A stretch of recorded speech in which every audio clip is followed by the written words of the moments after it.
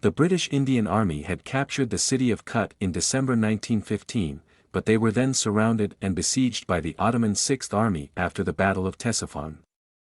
The Battle of Sheikh Sa'ad was the first British attempt to relieve the Siege of Kut. Now let's talk about this battle and the aftermath of it.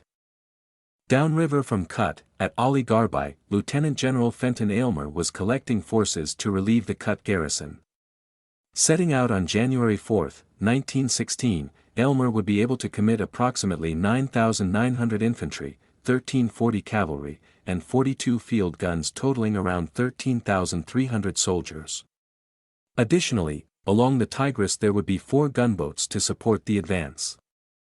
Khalil Pasha commanded the Ottoman Sixth Army, positioned upriver. His forces comprised around 9,000 infantry, 20 artillery pieces, a brigade of cavalry, and a contingent of mounted Arab irregulars.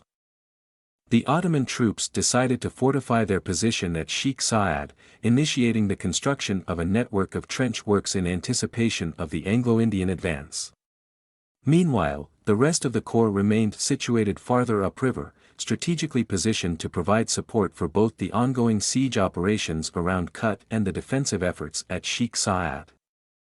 The British attacked the Ottoman trenches on the left bank of the Tigris River on January 6, 1916, they were met with heavy resistance, they were unsuccessful. And they suffered heavy casualties. The British attacked again on January 7, and they were again unsuccessful.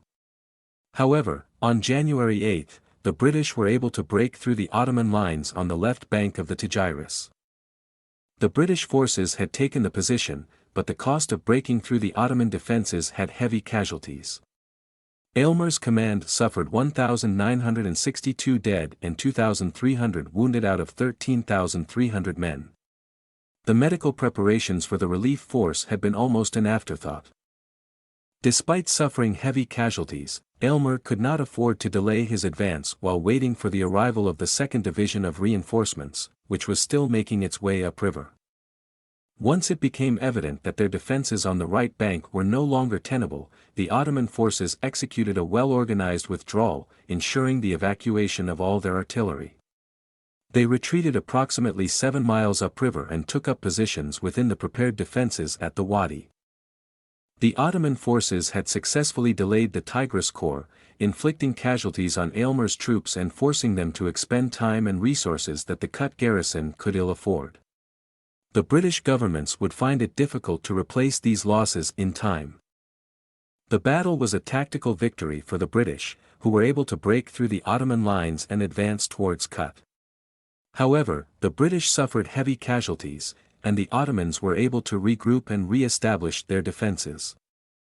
The British had shown that they could defeat the Ottomans in battle, but they had also shown that they were not yet strong enough to relieve Kut. The battle would ultimately lead to the failure of the British relief effort at Kut, and it would take the British several more years and many more casualties to defeat the Ottomans in Mesopotamia. Like and subscribe for more great content.